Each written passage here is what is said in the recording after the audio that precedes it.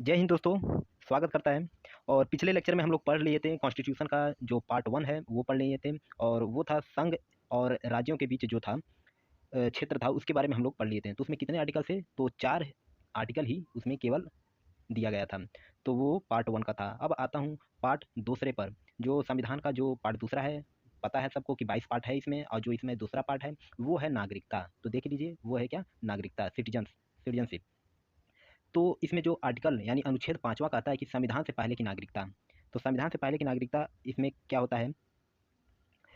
तो जो राज्य यानी जो राज्य भारत के राज्य क्षेत्र में जन्मा है, जैसे ये भारत है, भारत के राज्य क्षेत्र में जन्मा है, यानी जो जन्म लिया है या जिसके माता पिता भारत में जन्मे हैं, कम से कम अगर वो भारत में 5 साल तक रहे हैं तो वो क्या होंगे? भारत के नागरिक होंगे। तो एक बार और सुनिए, वो भारत का वह क्षेत्र यानी वह राज्य, जब राज्य कहेंगे तो उसमें क्षेत्र भी आ जाएगा, कहीं ना कहीं वह जमीन होगा। तो भारत का वह क्षेत्र यानी वह राज्य जिसमें आप जन्म लिए हैं या आपके माता पिता जन्म यहाँ पर लिए हैं पहले से, तो वो क्या होगा? आप भारत के यानी नागरिक कहलाएंगे। तो ये आर्टिकल 5 का आता है, ये इसको याद कर लीजिएगा। अब आता है आर्टिकल 6, अनुच्छेद 6 जो है, ये कहता है पाकिस्तान से आए लोगों की नागरिकता ये बताता है। जो पाकिस्तान से नागरिक आए हैं वो इसकी नागरिकता बताता है, वे नागरिक कहलाएंगे भारत के। कब? यदि वो पाकिस्तान से भारत में आए हैं और लोगों का जो नागरिकता है यदि वो संविधान बनने के बाद भारत में आए हैं। तो संविधान कब बना था?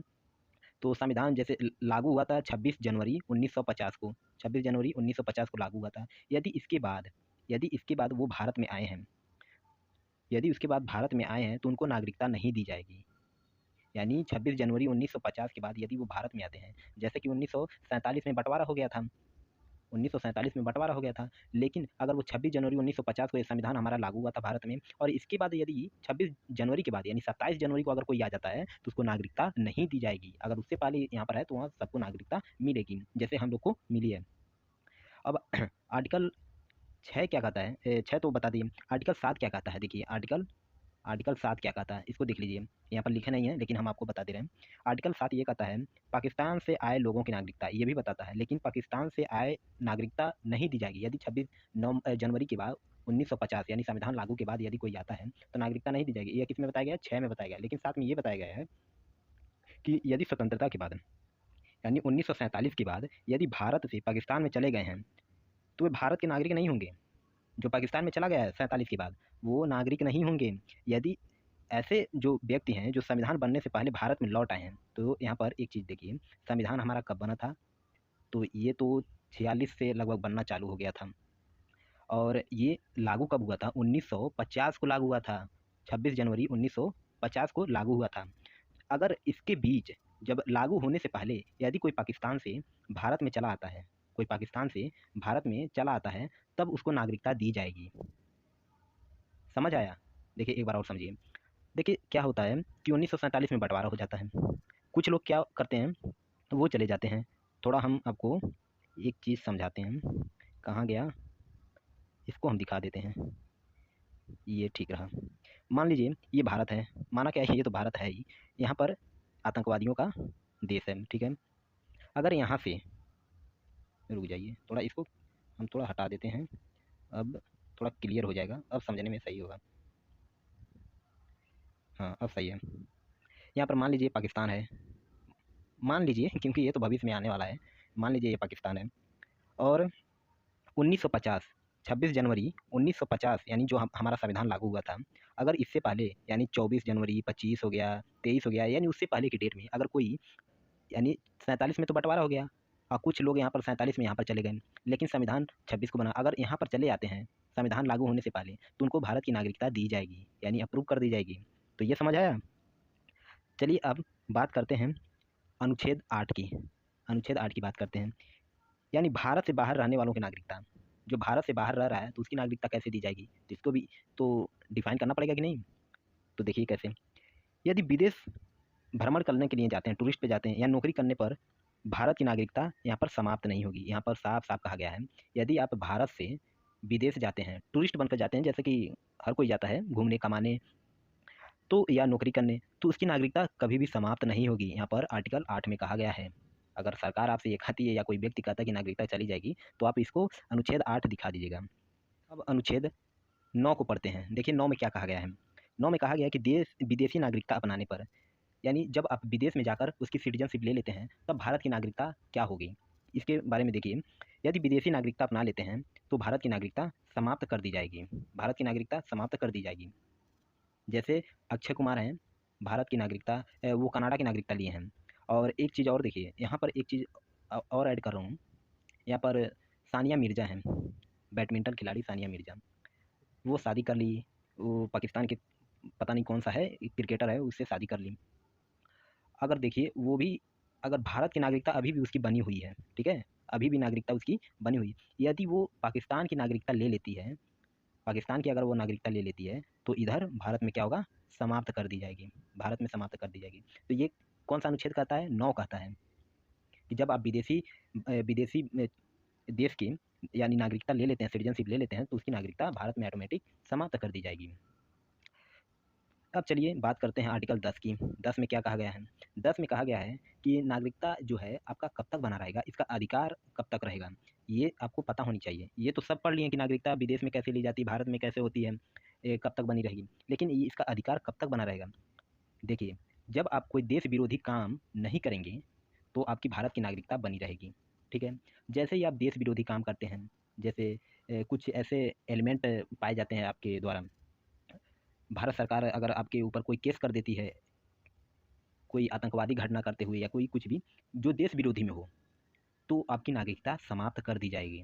तो ये आर्टिकल 10 कहता है कि आप जब देश विरोधी काम करेंगे तो आर्टिकल 10 आपकी नागरिकता समाप्त कर देगी। अब आर्टिकल 11 की बात करते हैं। बहुत आसान है, जितने भी आर्टिकल है, अभी छोटा-छोटा आर्टिकल है तो आपको पढ़ा दे रहा हूँ। यहाँ पर आप वीडियो को स्लो करके भी देख सकते हैं अगर वीडियो फास्ट हो तो। और वीडियो अच्छा लगता है तो नीचे सब्सक्राइब बटन दिया है, उसको भी सब्सक्राइब कर दीजिएगा। तो चलिए आर्टिकल ये 11 की बात करते हैं। आर्टिकल 11 ये कहता है कि जितने भी ये नागरिकता होगी, ये जितना प्रक्रिया होगी, ये कौन करेगा, इसकी जिम्मेदारी कौन लेगा, गृह मंत्रालय को दी जाएगी। यानी जो होम मिनिस्टर है ये केंद्र में, ये इसकी जिम्मेदारी होगी किसको नागरिकता देनी है, सिटीजनशिप देनी है तो किसकी लेनी है, इसका ये होम मिनिस्टर करेगा। और संसद द्वारा नागरिकता का अधिकार ये दिया जाता है।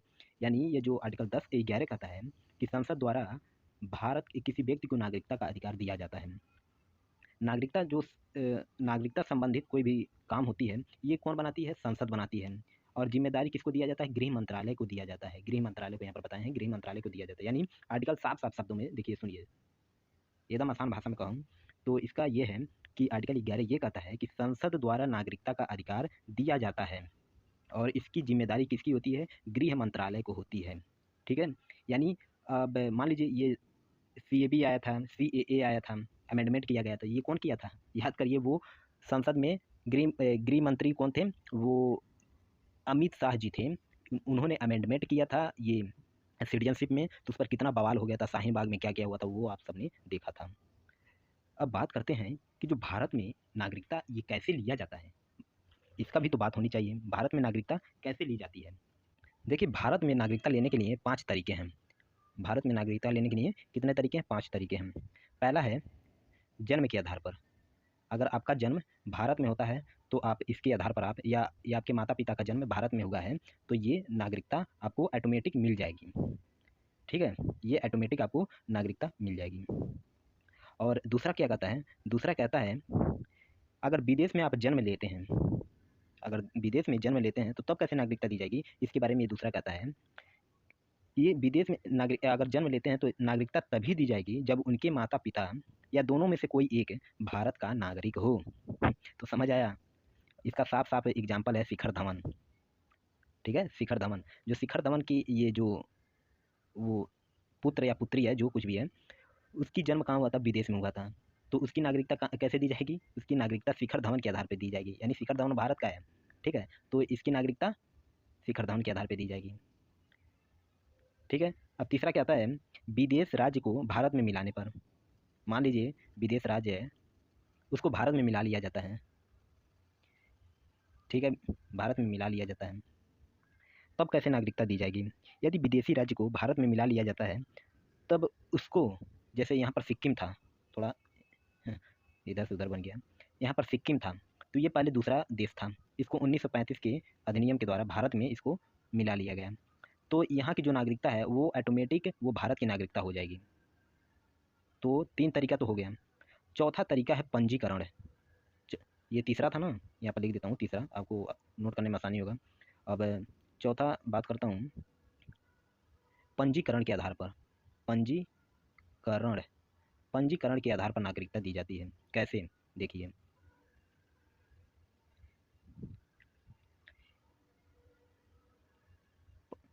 पंजीकरण के आधार पर नागरिकता तब दी जाएगी जब व्यक्ति या कोई भी व्यक्ति हो गया, अगर वो भारत में लगातार 5 साल तक वो भारत में रहा है, 5 साल तक वो भारत में रहा है, तो वो नागरिकता के लिए भारत में अप्लाई कर सकता है। लगातार 5 वर्ष तक रहना चाहिए, तो नागरिकता के लिए क्या होनी चाहिए? अप्लाई कर देनी होगी, तभी वो भारत का नागरिक कहलाएगा।